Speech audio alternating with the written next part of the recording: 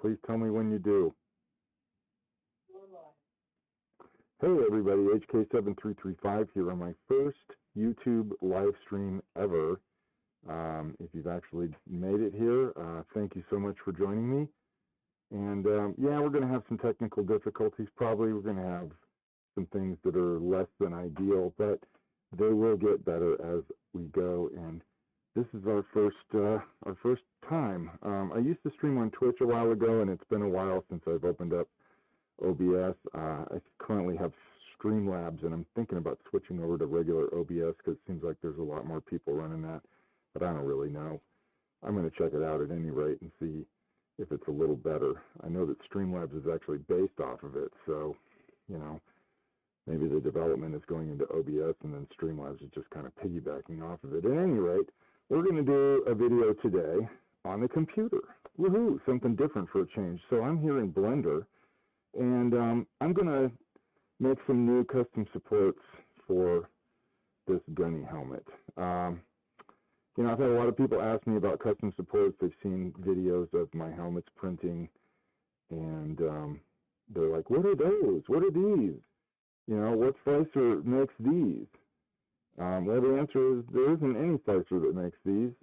I make these. I make them in Blender. But you could make them in any 3D package if you know what you're doing, if you know how to model in Maya or 3D Studio Max. Fusion 360, I'm sure there's a way to do it, though don't ask me because I don't know. I'm not really a Fusion 360 person. Not because I want to be, don't want to be, but because I just didn't really feel like diving into another piece of software. I just got into Blender probably about 7 or 8 years ago, and I'm still learning. There's so much. I've been very intensely focused on modeling for 3D printing, so that's kind of my angle right now. But before that, I was doing things for visual effects, modeling for visual effects. I was also doing animation, and I never really broke into those areas of Blender because I was always using other softwares for that, like After Effects, or for animation, for CG animation, I was using Lightwave. That's what I actually started with. That was my first 3D program that I ever used, and I used it for a really long time. So when I finally got into Blender, which was around version 2.47, I think, it was a learning curve. But by that point, they kind of had the interface a little less clunky, and it's gotten better and better and better and better to where, in my opinion, it's probably, you know, I don't know if it'll ever be as good as Maya, but it's darn close, you know, and for a free program, it's mind-boggling. It can do pretty much everything. Additionally, I'm very interested in future development in Unreal Engine 5. I've done some goofing around in Unreal Engine 4, which at some point we're going to see some of that, and that should be fun. But I want to get do things in Unreal Engine 5, and it just turns out now that Epic and the Blender Foundation have created a pipeline between Blender and Unreal, so I'm very excited about that. So tonight we're going to focus on making custom supports for something that you're going to 3D print, and kind of what the process is that I do. So if you're interested in seeing that, this is going to be it. So we've got this gunny helmet here, and the very first thing I'm going to do is, I believe it's already an STL file, so I'm going to isolate it. Now there's a plugin in Blender called Screencast Keys that would show you what my keyboard shortcuts are that I'm hitting. I just hit the slash key on the number pad to basically hide everything except what I had selected. Unfortunately, the new version does not work with this current, most recent version of Blender. So I did try to install it and get it working, and unfortunately, it was a no-go. So I'm going to have to wait till we get an updated version of Screencast Keys before I'm going to be able to put that on. At any rate, we've got this gunny helmet isolated here. I'm going to go ahead and go into edit mode, and I just hit the tab key, and I'm selecting edit. And as you can see by the density of this mesh, this is, oh, this is not an STL file. Okay, because there's no triangles. This is actually the pre-STL gunny helmet. So it has all the things, all the booleans have been applied, the subdivision levels have been applied, and it is ready to export as an STL. So the first thing I usually do when I have a model at this stage is, first of all, figure out where I'm going to send it. Now, Blender has native 3D print tools built into them. If you're curious about where they are, they're where Blender's add-ons are. We'll just go up here to Edit Preferences. It brings up this little preference window, and you go to Add-ons, and I can go in here and type 3D print. Let's see, can I see? Yes, 3D print toolbox. Is that what it's called? What is it called? It says 3D print. Let's try. Oh, here we go. Mesh 3D print toolbox. So this is a native add-on that comes with Blender that gives you some tools for exporting your models as 3D prints. One of the other things that I do in Blender to set it up for 3D printing is over here in the measurements window, which is right here. Where is it?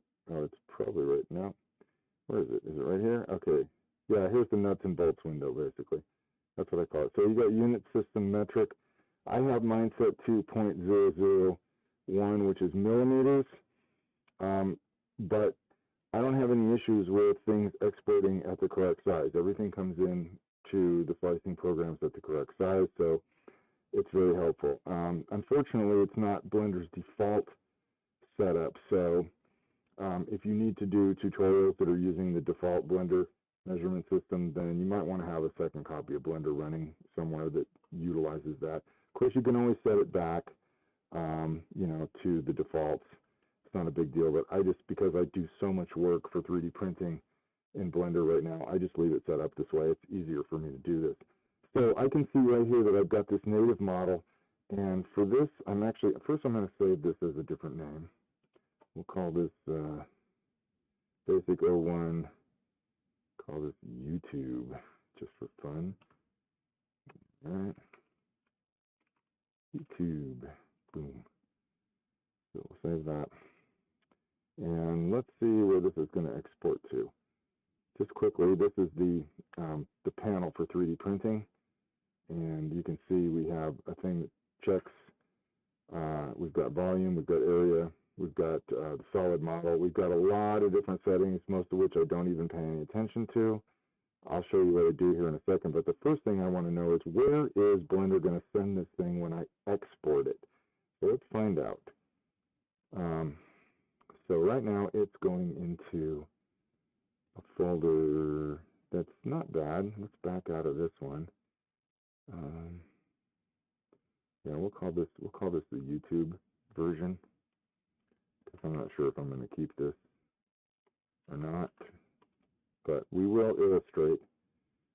And so I'm going to open up that folder and go into it, and then I'm going to click accept. And now we know when we export this STL, it's going to go where we want it to. So there's a couple of different things that I do. First thing I'm going to do is I'm just going to check this thing. I'm going to hit solid and just see what pops up. Okay, so right now Blender's telling me that I have 6 non-manifold edges. Now there's a bazillion faces in here.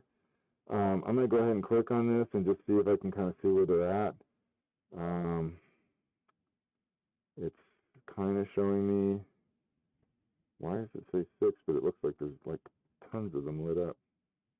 One of the things I like to do is when you click on this button here, it selects them.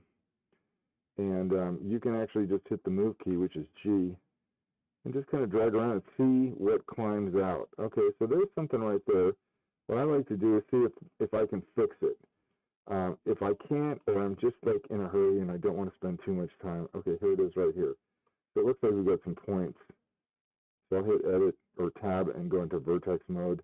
And yeah, we've got this point here and this point here. So I'm going to select all these 3 and I'm going to hit 1.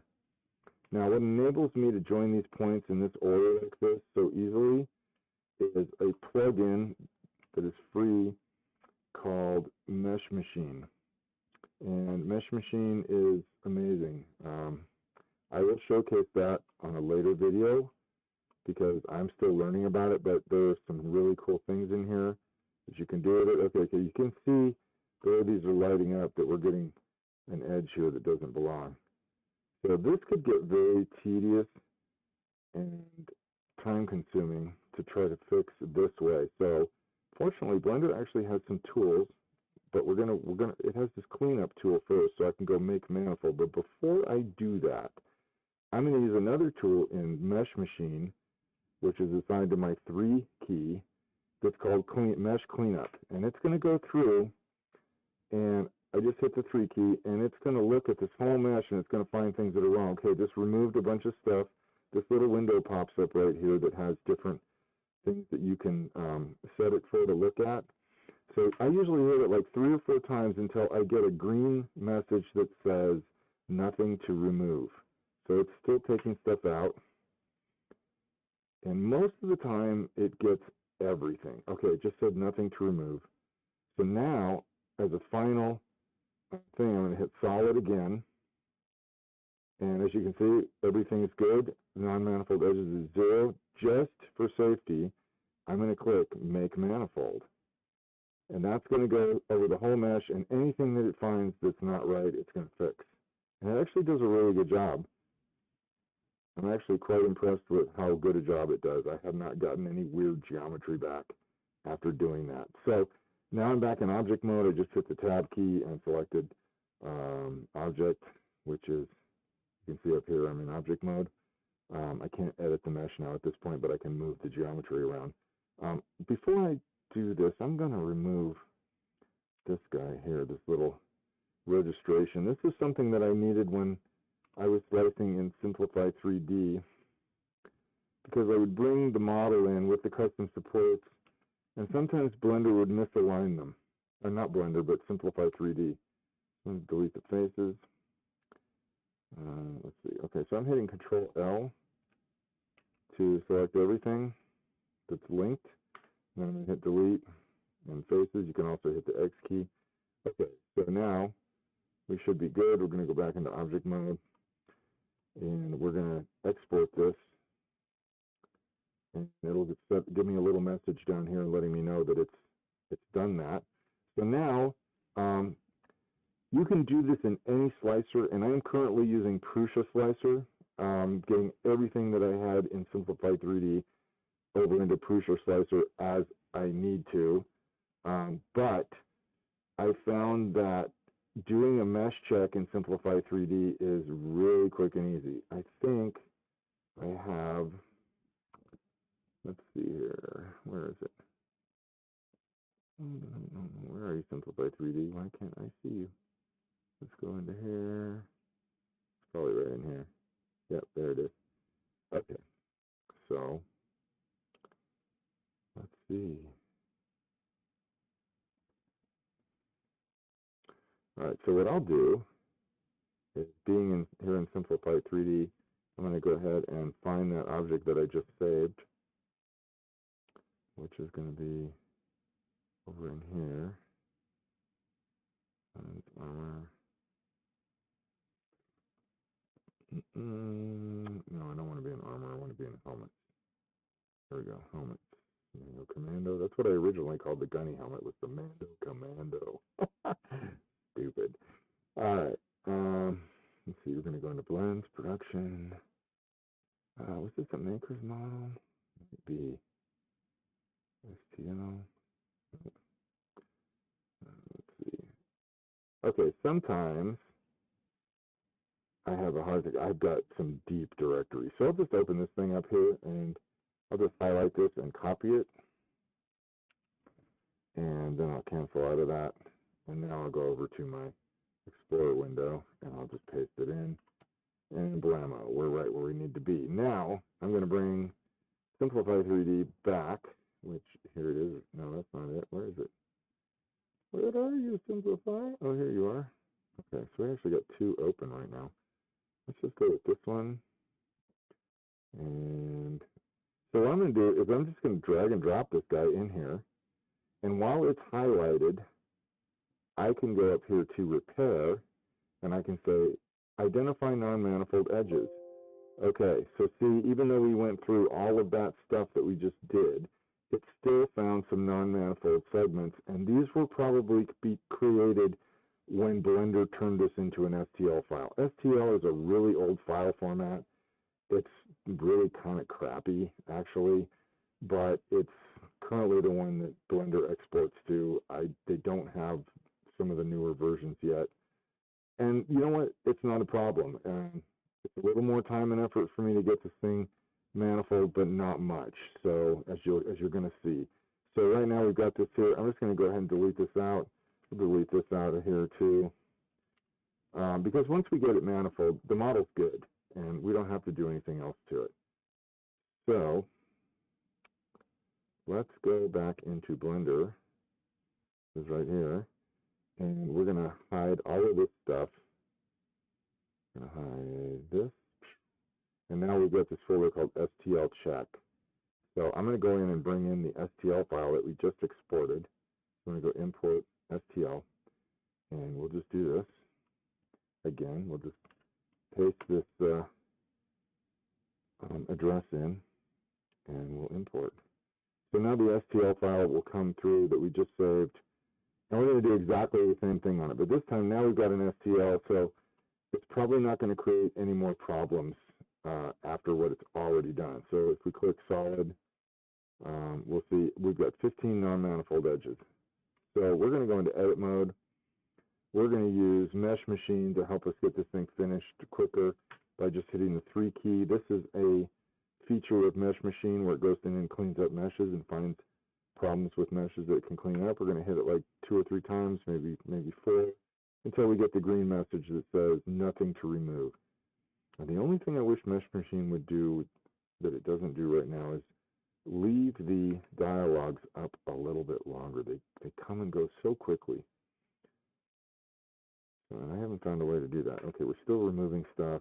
It's still finding issues. So we're just going to keep hitting it. Wow. Yeah, STL, not a good format, bro. Okay, let's try it again.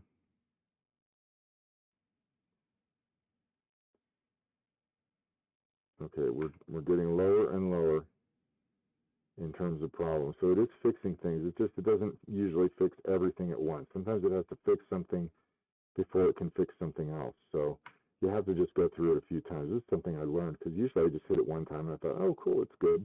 And then I kept having the non-manifold issues show up in Simplify 3D. All right, so hello. Didn't see anything that time. We're hitting 3 again. Doing something. Okay, I'm going to hit Make Manifold and see what happens. Because we already run Mesh Machine several times. Let's go ahead and do this. We'll click and check it, have it check the whole model. Okay, it says there's nothing here. So let's go ahead and hit 3 again, just to double check, because sometimes there will still be stuff. Okay, yeah, see, it's still removing things. And I don't know if it's even going to get those things. Try one more time.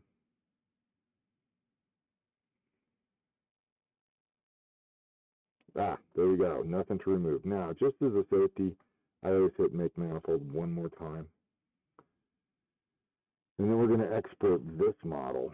We're just going to basically kind of overwrite the original one. So I am in this scene that's called Gunny V8 Basic YouTube. So I'm going to export. So that scene prefix will be in front of the file name, as you'll see in a second. So here's what we're going to do. Let's see. I think it's this one. Yes. Okay, because you can see we've got the scene file name in twice. So this is the one, and we can also tell by the timestamp. This one's 6:30. So I know for a fact that this is the one I just fixed. So I'm going to get rid of this one. Just delete it because we do not need it anymore. And I'm going to just go ahead and rename this. I got to remember to hit F2. Okay, so I'm just going to get rid of all of this right here. And I'm going to call this, I'm just going to add the YT extension to this, just so I know what it is. If my caps lock is on. Happens so much. Okay, now we're going to do the same thing again, where we check it in Simplify 3D. And this time, we should be Gucci. Let's find out. Identify non-manifold edges. Model is manifold and has passed all checks. That's what we're looking for. All right. So now we know that this helmet is okay. So here's what we're going to do. We're going to open up a totally new Blender. We're going to keep this window open here because I need to be able to track this down. Let's hide all this. Okay, let's open up a brand new Blender. I'm going to close this one. Let's just save it because I'm not going to work off of this STL. We have to work off the one that was just exported because that's the one we're going to print. So this one is not the one we're going to print. This is the one we just fixed, but then when we exported it, a whole new mesh essentially was created based on the fixes that we just did. So we're going to use the one we just checked in Simplify 3D. So to do that, we'll just go to File, New, General, and it's going to give me the fun default cube, which I'm just going to get rid of. My scale should still all be the same. If I check it, that's not it. I always forget which one it's in. I think it's in here. Nope. Is it in here? Is it in, oh, it's in here with the little cone and stuff. So yeah, we put 0.001 for unit scale, and we're in metric. That's what we want. Now we're going to go ahead and import this STL. And I don't know if I still have that file path in my memory. Let's find out. Oh, we do. Fantastic. Let's go ahead and bring it in.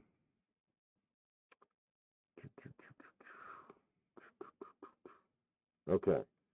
So here is the helmet. I'm going to go into isometric mode. Hello. There we go. I'm going to hit 3. And we're going to look at this isometrically. Hello. Come on. Why isn't it hitting my hotkey? There we go. Okay.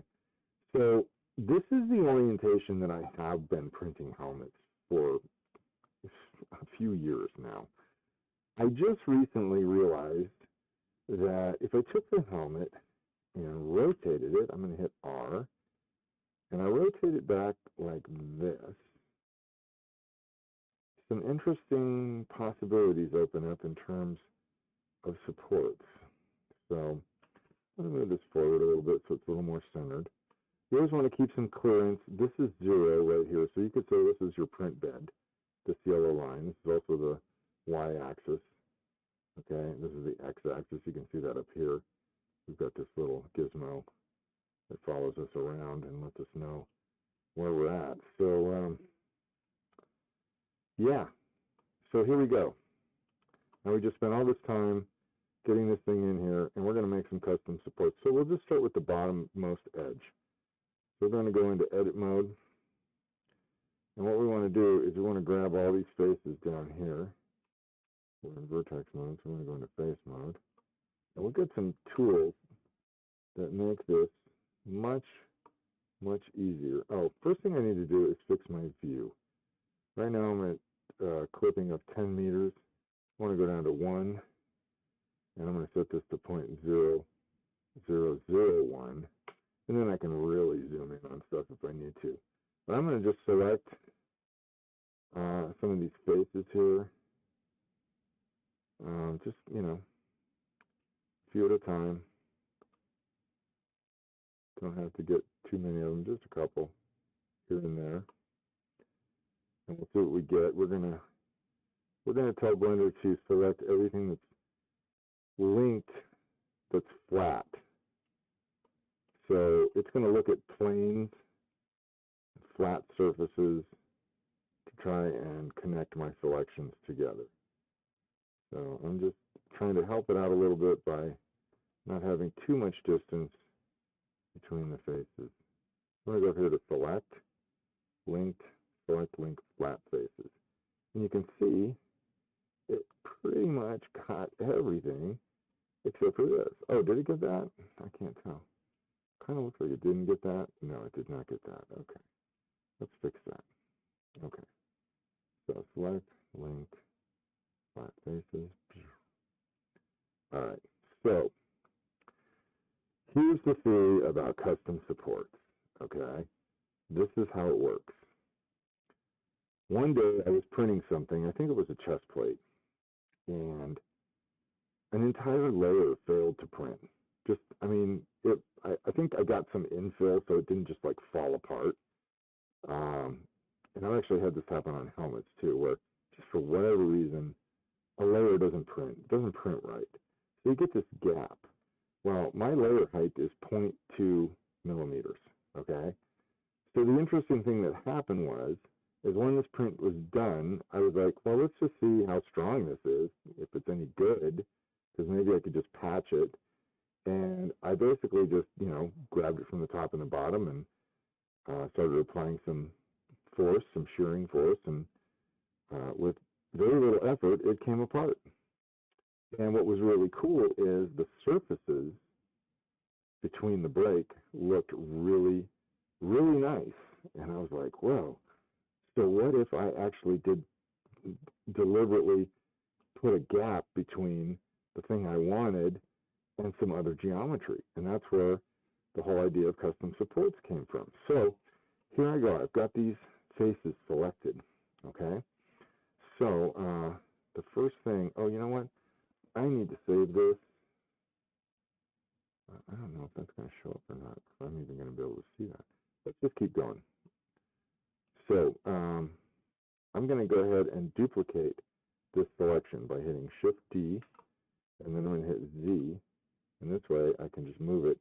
And before I stop it, I'm going to right-click, and that's going to undo my movement action. Then I'm going to hit P and tell it to separate my selection. So what I've just done is I've duplicated all these faces that I just selected, and now we have another object here that is basically just them. So we're going to go into that right now, and here it is.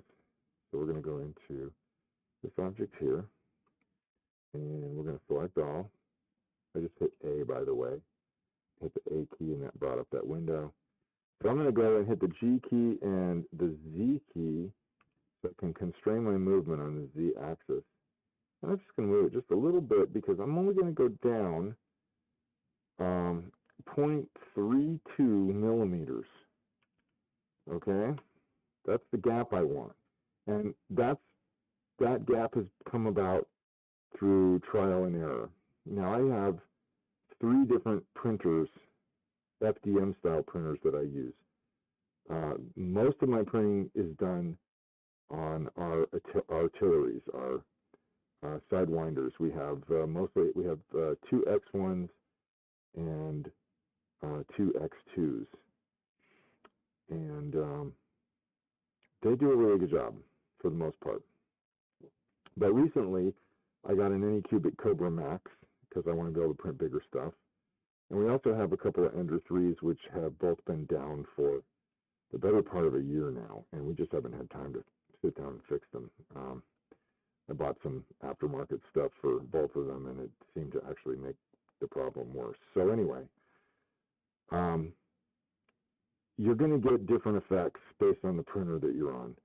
These supports come off really easily on the artilleries. On the Cobra Max, I usually have to fudge them a little bit more in my slicer because I haven't quite got the settings dialed in where I want them yet, but they're real close, so it's getting better. But 3.2 seems to be a good all-around thing for, as a baseline. So we've got these moved down, 0.32. Now we're going to duplicate it again. So we're going to hit Shift-D and Z. And now here's where the fun begins. You see this little guy down here? This is called the 3D cursor. Okay? And this can be used as a reference for all kinds of operations. So what I want to be able to do is I want to flatten this out so that it lays down on the y-axis, which the cursor right now is right at the origin. So I'm going to hit S, which is scale, and I'm going to hit Z, which is I want to scale on the Z-axis only, and then I'm going to hit the number 0. And you can see what that did is it just flattened that out. Okay, so now we've got this one here down on the bottom, and then we got this one on the top. Now our issue right now is the direction of the normals. As you can see, we've got this red here. The red indicates that our surface is facing the wrong way, or this is the inside of the normal. So this is actually correct. This one is not. It needs to be flipped. So we should see red under here and red on the top of this. So I just selected everything. I'm going to hit Alt-N and bring up my normals panel, and I'm going to flip these. And now you can see these are red. So the next step is pretty academic. We just need to connect these together. So we're going to go into edge mode. We want to be able to select edges. And I'm going to hold down Alt and Shift and click on the outermost edge. Now what this just did is it selected, I think, if you're lucky, it usually selects most of your edges, where you can pretty much do this in like 2 clicks. So I'm going to click this one, and yeah, there we go. Now we've got all the perimeter edges selected. We don't want any interior edges, only perimeters. So now we're going to do the same thing here, and then we're going to go here. Okay, and so everything is selected now. And now we're going to right click, and it's going to bring this drop down, and we're going to go Bridge Edge Loops. And there you go. We have custom supports. So I was putting all these holes and stuff in them because I was thinking, oh yeah, I want to save material. I don't do that anymore. One of the reasons is those things are very brittle and flimsy when you start taking them off, and I've cut myself a few times on them, so I don't really do that anymore.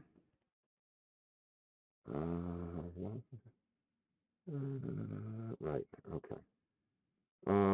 So I don't do that anymore, but you know, it was fun at the time. This is just a lot easier, and I have settings for the custom supports, which we'll get into.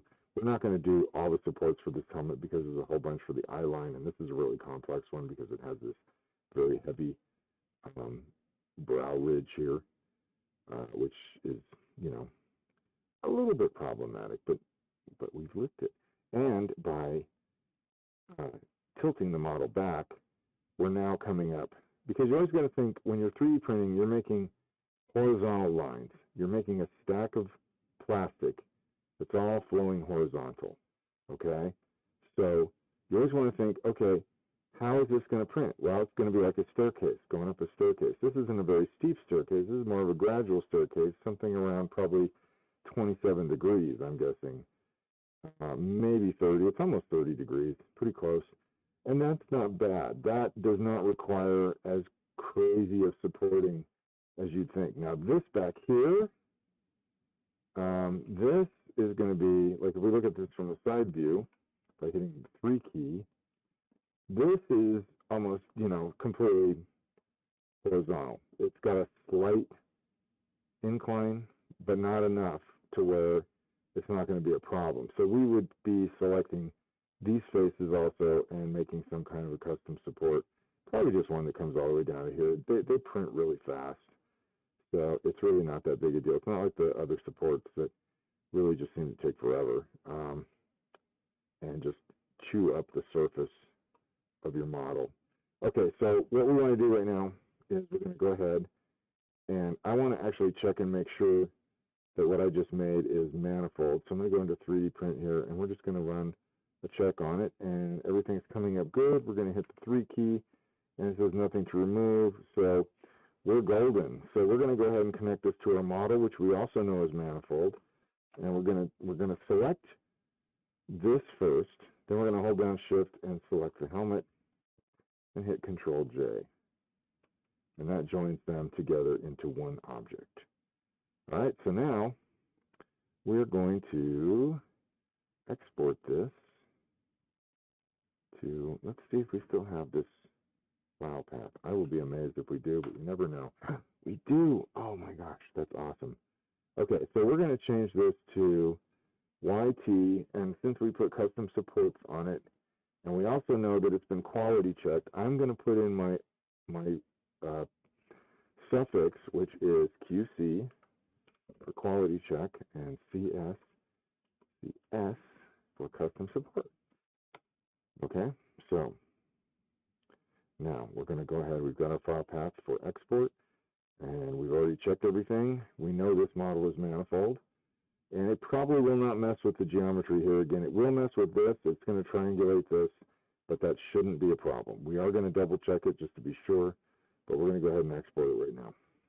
All right, so we're exporting, and it'll tell us when it's done. Okay, it's done. So let's go ahead and open up Simplify 3D again, and let's see what we can do here. We need to open up, move this over, so we can kind of figure out what we're doing here.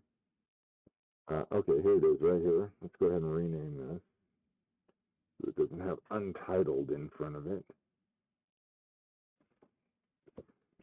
And we'll go ahead and drag it on over. And it should be okay, but it's always good to check, just to be sure, because sometimes things happen. Model is manifold. Okay, so we are good. All right. Now, back in the day when I was using Simplify 3D, which is what this is, I would say, okay, let's go ahead and slice this. But I'm not using Simplify 3D anymore. As much as I love this program, the developer abandoned it about 18 months ago, I think, almost. It's been a while. They were promising version 5 with all those bells and whistles, and everything was awesome. And this is a paid piece of software. It's a $150 piece of software. So it was very galling that they stopped all the development on it. But it still works. It still has a lot of great features. It's just not nearly as comprehensive now as some of the free slicers that you can get. So we're going to go ahead and close this. And we're going to go into, let's move this over, and we're going to go into the new slicer that I've been using and learning. I'm going to bring it over. This is Prusa Slicer. And this is version 2.54. It's the latest version. Let's see. Yeah, 2.50, 64-bit. All right, so as you can see, it's a little different. It's a very nice interface. I really like it a lot. Instead of having one window for all your parameters with tabs, you have different sections. You have your print settings, and all of that's accessible through these tabs here. So everything that's over here in the plater side, which is your bed, is all visible over here. You can see what it is. So we're going to be selecting this for an artillery. So this is my filament settings, my print settings for artillery. This is my filament settings for the artillery, and this is the printer settings for the artillery. And the printer settings is where you get things like custom G code and stuff like that. It's all printer specific. So you can go through here and you can set these up any way you want to. In fact, I had to take some things out that they had in here that was really causing havoc with my sidewinders. So I had to simplify the NG code because it was doing really weird things. It was taking my gantry all the way up to the top of the printer, regardless of where it stopped at. And they had this math function in there that was telling it to go up 120 millimeters if it was below the maximum print height or something. And just, I don't know, it wasn't a good piece of code, so I took it out and I just copied some G code from Simplify and brought it over. So we're going to go ahead and bring our helmet in, and we're going to see what we do here. So we're going to import an STL,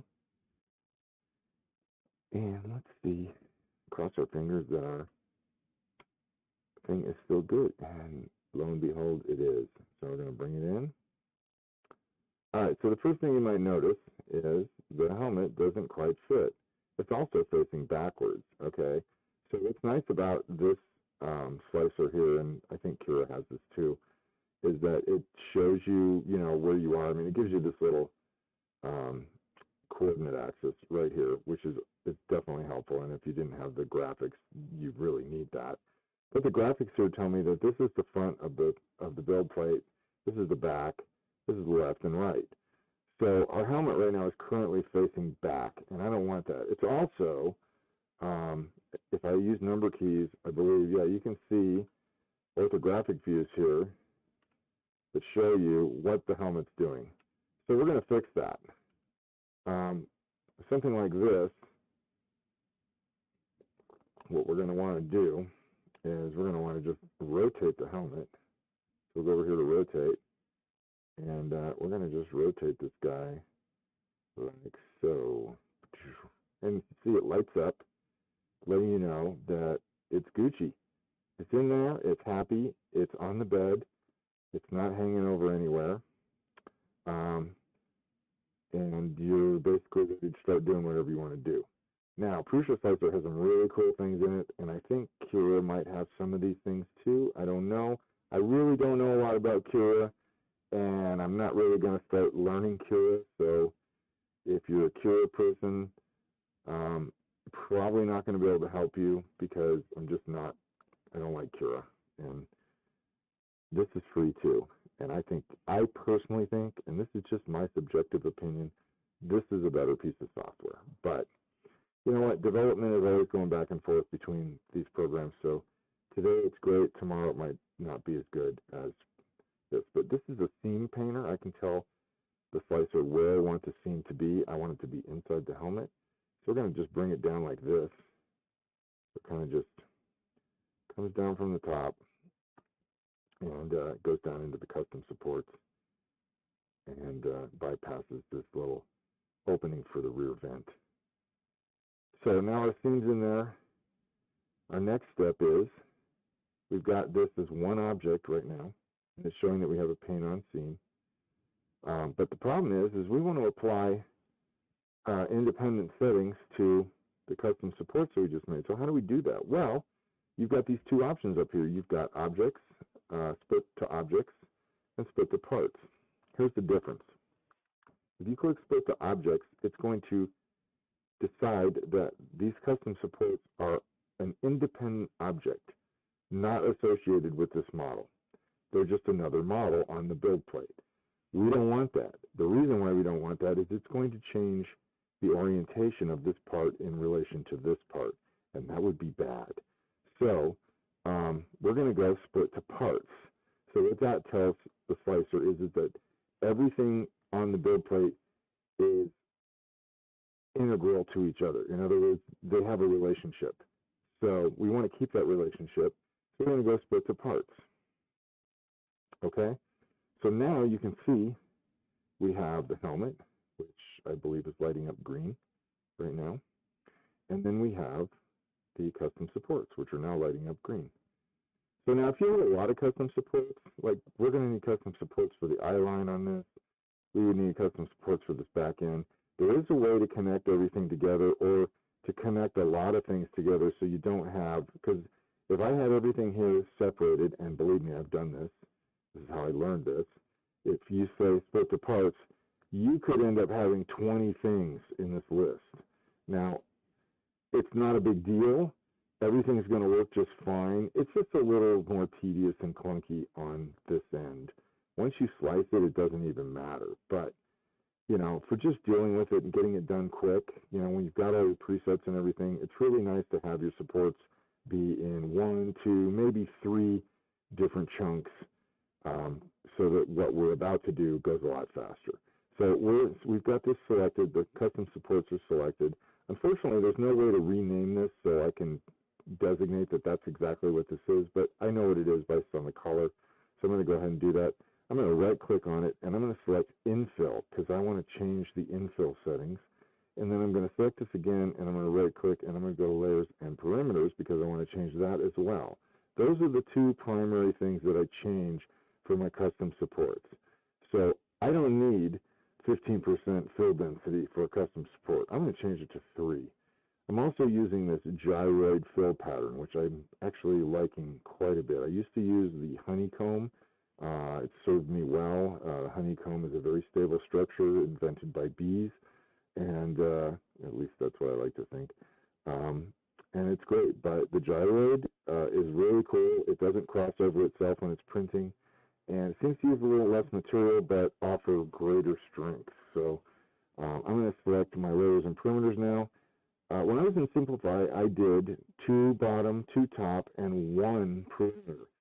Prusa doesn't like one perimeter, so it makes me give it 2. So that's okay. It doesn't matter. It still works. So we're going to make this 2, 2, and 2. So now, if we had more custom supports, let's say we had 5 custom supports on this model, which is actually kind of might be what it would come out to. All you have to do is select this, and you can hit Control-C, and then you just go down to your next custom support, select that, and hit Control-V, and it will paste these settings onto that other part. Okay, I could even paste them onto this part if I wanted to. In fact, let's just do that just for fun. I mean, I can undo it. So I'm going to hit Control-C. I'm going to go to this other part here, and I'm going to hit Control-V. And you can see, okay, now it's applied those perimeter and infill settings to this part. Now, obviously, I don't want that, so I'm just going to hit Delete, and we're back to where we were. So that is basically that in terms of setting up your model for printing. Now, if you wanted to create a little bit more separation, then you would basically select this part, and we are in the main model section right now. I don't get a coordinate system for this, so I'm guessing it's local. What I want to be able to do is just raise this up. Let's say I want to bring this up like 0.1 millimeters, and it's 5.3 right now. Let's take it up to 5.4 millimeters and just see what happens.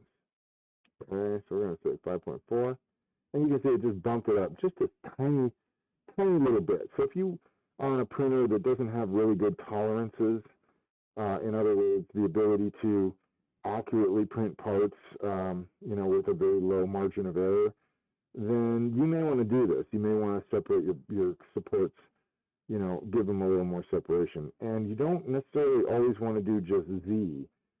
With certain supports, like these eyeline supports, you would want to come down on Z, but you might also, because you're going to be getting farther away from this edge here, and also from in here, depending on how you connect them to the helmet, because they would have to be connected somewhat in order to be there when you print.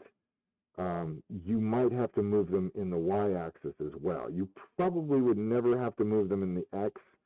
And if you're going to do all that, then you definitely don't want your helmet to be at a 45-degree angle. So you probably want to zero everything back out.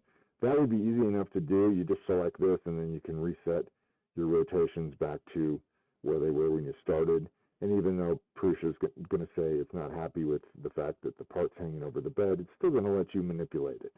So that's something else you could do. You can just go down and change these settings and give yourself a little more gap. I wouldn't go more than 0.15 either way, especially if you're trying to tighten the gap. I wouldn't even do that. But if you want to make it a little bigger, I would just go, you might even just try going in increments of 0.05 rather than 0.1, So I went 0.1, just 0.1, but we could go 0.15 or we could go 0.05.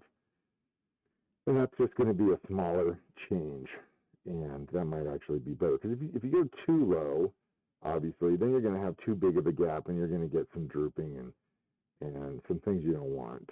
So you're going to kind of defeat the whole higher quality surface that you would get, when everything's set up correctly. So then the next thing to do, I'm going to save this real quick. And I'm going to apologize in advance, but Prusa Slicer is really bad about pathing. It's going to go right back into the same folder that we took the file out of, which is just lame. I like to have directories for everything. I've got directories for slices, and then I've got, for this, and then I have directory for my G codes. So that way everything stays separate. I don't get things mixed up, and it works out a lot better. But Prusa doesn't seem to be into that modality. They want everything to just get stuck in the same directory, and I just think that's terrible. So I'm ready to slice this. And, you're going to want to set up things like, if you're going to do supports, then there's no reason why you can't have a raft. Generally, you don't want a raft underneath a part because it can do horrible things to the bottom of it. But these are going to get thrown away, these custom supports. So putting a raft under them, great idea. So let's go in here and let's just make sure we got a raft. Let's go into print settings. That's going to be under support structures.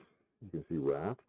And right now we don't have one. So we're going to tell it, just give me a raft that's 2 layers high.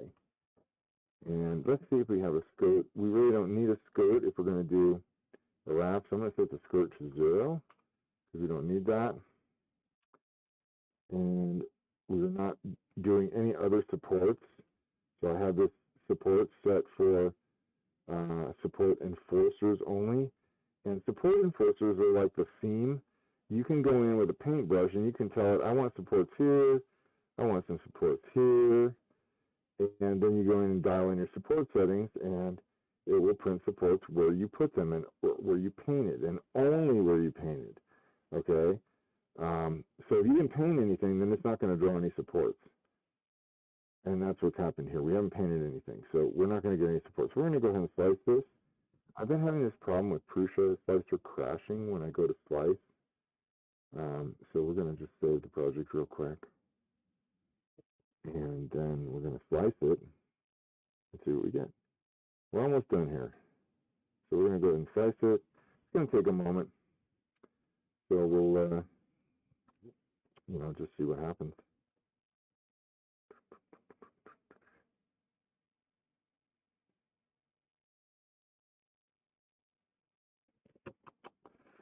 Yeah, it's a little slower than Simplify 3D, but it's doing a lot more. I have noticed that the Prusa slicer files, the G codes, are literally double the size of the Simplify 3D. And, when we get under the hood of this slicer and start looking at some of the things that are in here and how they work, which I'm still learning about, but I'm starting to get a handle on. Aha, see, it crashed. Okay, no biggie. So it wants me to, tell it about that. I'm not going to do that. I'm going to just go ahead and open it up again. And we'll just reload the file.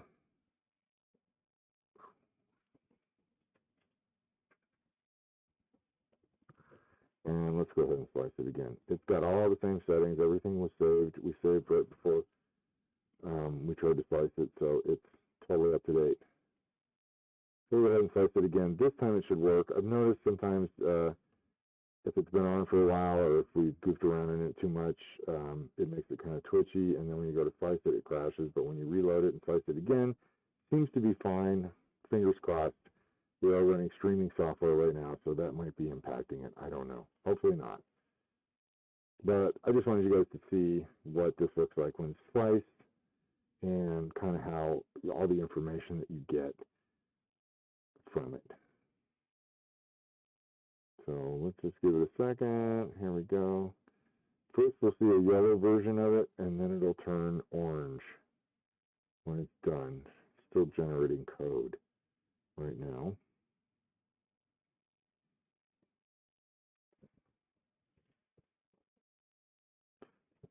Let's see what's happening.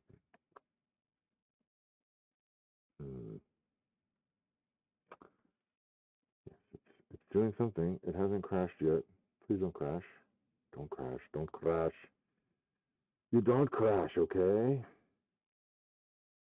Yes. Continue on. Make that G code. Generate that code.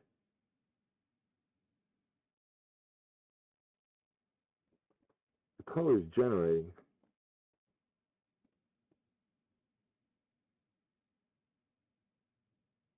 Yeah, it's because this mesh is so dense.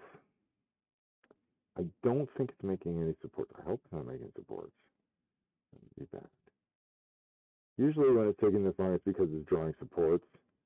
So I'm hoping that there wasn't something I was supposed to turn off. I'm not seeing any supports yet, though. I think I would at this point. It's showing me the raft that it made, so I would think I would see supports too. So let's see here. I got an inch on my mark right here. Let's see here. Man, this is like literally the slowest slice I have ever done. And you know, I've sliced pilot helmets in here, and they got way more geometry than this helmet does. So I don't know why this is taking so long. It could be the stream. Ah, there we go. Aha, we got it. Okay, so this is what the slice looks like. And if we zoom in here, you can see that we still have our separation, and it's showing it as an unsupported overhang, which is fine. We don't need it to be. The surface quality is going to be way better than if you had supports under there. Now, one of the things that this software does have, and I know Kira has this too, is something called interface layers. So if you were to use traditional supports, it does create a very nice surface underneath in between the support and the part. The caveat is that I believe it takes longer to print. And, you know, you could end up with support material stuck to something else. I've had issues with stuff stuck to the side. But the supports are pretty decent. So I still like using custom supports. I just think it's cleaner, it's slicker. And, you know, when I output new models for people, to be able to offer a model that's already supported, nobody does that. So that's something that I'm really working on doing. I've already got several models out that people have purchased on Maker's models that are all supported. So, and they have the option to use the supports. Are they as good? They're my first earliest supports. So in a lot of cases, they may end up with, 15 or 20 support sections in their list. I know that can be kind of tedious, but the point is you don't have to sit there and draw supports, which, is nice. But, maybe they're not necessary forever, but that's how they work. That's how you make them.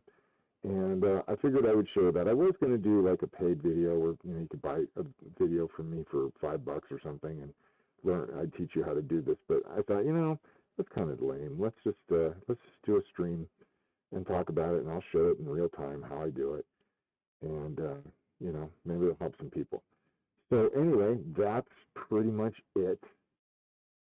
Now we would save this G-code out and put it on a printer and print this thing, except we wouldn't because there's a whole bunch of areas that haven't been supported yet. But that's basically how it all works. So anyway, I'm going to go ahead and wrap this up. I don't see anybody in the chat, but if anybody is lurking and you have a question, please ask.